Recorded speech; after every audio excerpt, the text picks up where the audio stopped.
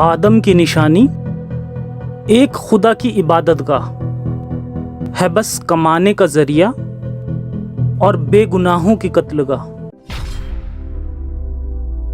नमस्कार आदाब साथियों, मैं हूं आपके साथ ज़फ़र हेरेटिक, आपका दोस्त, आपका होस्ट। मेरी इस वीडियो को लाइक करें, शेयर करें और मेरे चैनल को सब्सक्राइब करें। साथ ही घंटी के बटन को दबाकर ऑल नोटिफिकेशन ऑप्शन को सिलेक्ट कर लें।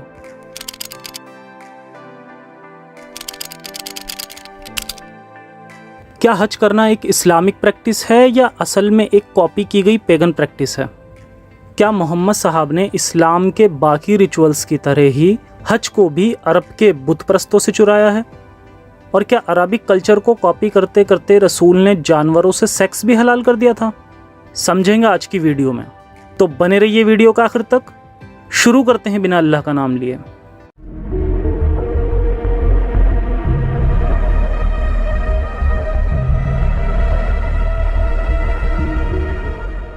इस्लाम, जिसमें दावा किया जाता है कि ये तीसरा और आखिरी अब्राहमिक रिलीजन है, यानी अल्लाह की तरफ से उसके आखिरी नबी मोहम्मद साहब पर नाजिल हुआ और फिर उन्होंने लोगों को इस नए मज़हब की दावत दी। उन लोगों को जो उस ज़माना जाहिलियत के बुत परस्त थे और जो अरब में मूर्तियों की इबादत करते थे। मगर असल में ग्राउंड रियलिटी यह है कि मज़हब इस्लाम को सिर्फ उस वक्त के यहूदियों, ईसाइयों और पैगन्स के कल्चर और उन्हीं के ट्रेडिशन से ही चुराकर नया मज़हब बना दिया गया। जब हम ये सुनते हैं कि मोहम्मद साहब आखिरी शरीयत लाए, तब हम ये भी एक्सपेक्ट करते हैं कि उनकी शरीयत कुछ नई और बाकियों से बेहतर होगी। मगर हकीकत इसके उलट है। इस्लाम में सिर्फ जन्नत में मिलने वाली 72 हूरें और शराब की नदियों की अय्याशियों के अलावा सारा का सारा मटेरियल कहीं ना कहीं से कॉपी पेस्ट मिलता है। और इसी तरह आज हम इस्लाम की 5 बुनियादों में से एक यानी हज के बारे में बात करेंगे कि किस तरह हज में किया जाने वाला एक एक अमल ऑलरेडी मोहम्मद साहब के वक्त से पहले भी एग्जिस्ट करता था, जिसे यहूदी ईसाई तो नहीं मगर अरब के बूत परस्त फॉलो करते थे। यानी ये बहाना भी नहीं दिया जा सकता है कि शायद ये अमल पहले किसी नबी ने भी किया हो। अब देखते हैं हज असल में है क्या। हज के मौके पर मुस्लिम काबे का तवाफ करते हैं, यानी इसके चारों तरफ 7 बार चक्कर लगाते हैं। एहराम नाम का सफ़ेद बिना सिला हुआ कपड़ा पहनते हैं, हजर अस्वाद को चूमते हैं और सही करते हैं, यानी सफ़ा और मरवा नाम के दोनों पहाड़ों के चक्कर लगाते हैं और हज के बाद कुर्बानी करते हैं। बस यही है पूरा हज।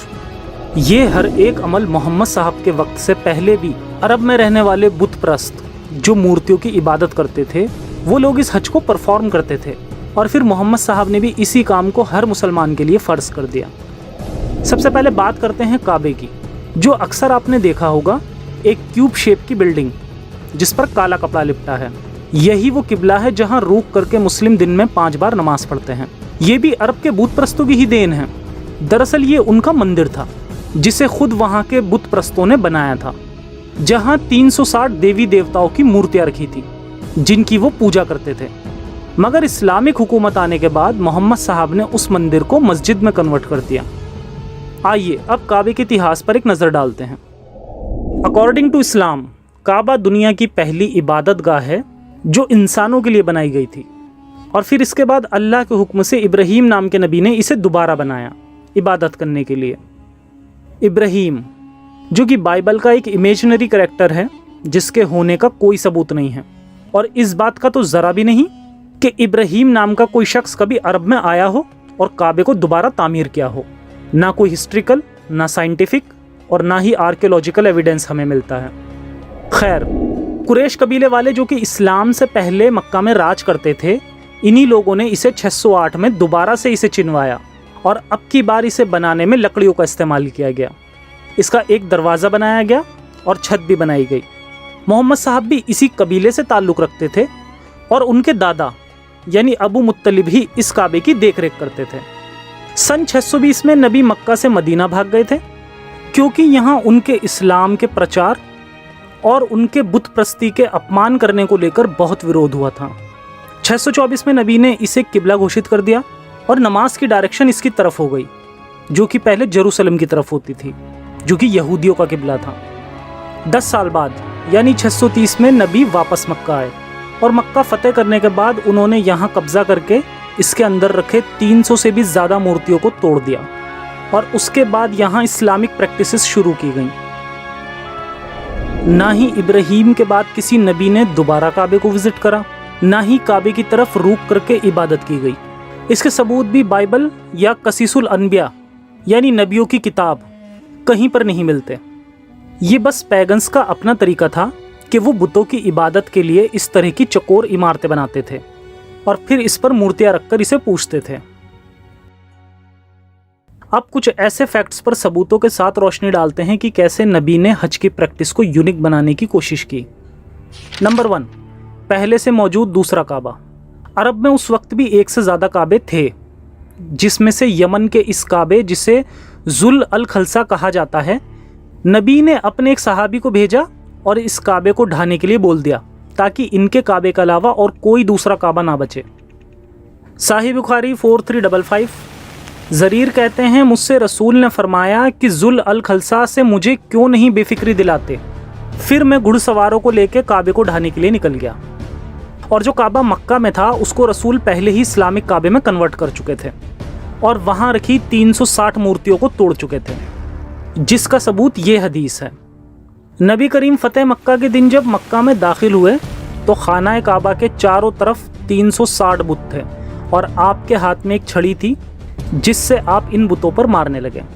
مطلب اسلام میں آپ دوسرے مذہب پر بلاسفیمی آرام سے کر سکتے ہیں، مگر کوئی اسلام پر پوزیٹیو کرٹیسزم بھی کرے تو اسے برداشت نہیں کیا جاتا۔ قبلے کا بدلاؤ۔ مسلمانوں کا پہلا قبلہ بیت المقدس تھا۔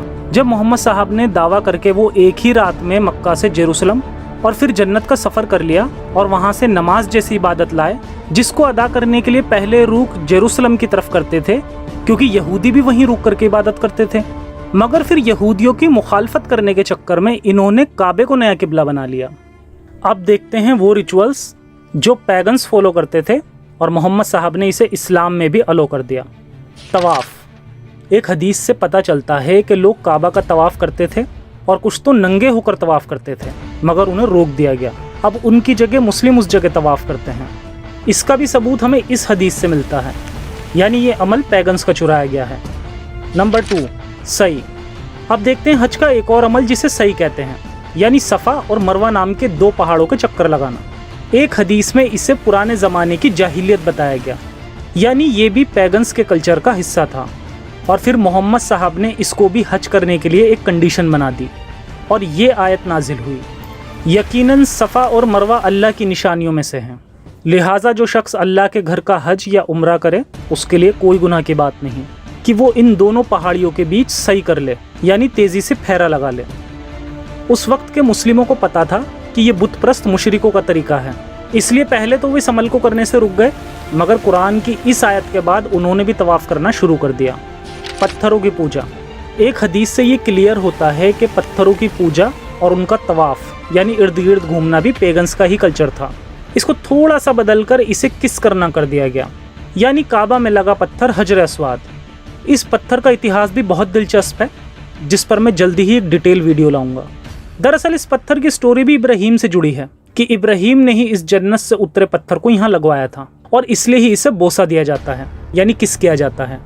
انفیکٹ عمر نے بھی اس پتھر کو مجبوری میں ایکسیپٹ کیا تھا، جو اس حدیث سے کلیئرلی پتہ چلتا ہے۔ نمبر 4، حاجیوں کا ڈریس کوڈ، اور اسی طرح احرام نام کا ایک سفید بنا سلا ہوا کپڑا پہننا جو مکہ کے مشرک پہن کے حج کرتے تھے، جو کہ ہمیں اسلام کی ہی ایک حدیث سے پتہ چلتا ہے۔ پوائنٹ نمبر 5، قربانی۔ قربانی میں صرف اتنا بدلاؤ کیا گیا کہ پہلے عربین لوگ بلی دیتے تھے اور بعد میں اسے قربانی کر دیا گیا۔ اتنا ہی نہیں، عربک کلچر میں اسلام سے پہلے جانوروں کے ساتھ سیکس کرنا بھی عام بات تھی اور محمد صاحب نے بھی اسے الاؤڈ کر دیا تھا، لیکن آج اسے چھپانے کی کوششیں ہوتی ہیں اور حدیثوں کے مطلب بدل دیے جاتے ہیں۔ ذرا اس حدیث کو پڑھتے ہیں۔ عبداللہ بن عباس رضی اللہ عنہ کہتے ہیں کہ جو چوپائے سے مطلب 4 پیر کے جانور سے جمع کرے مطلب سیکس کرے، اس پر حد نہیں ہے۔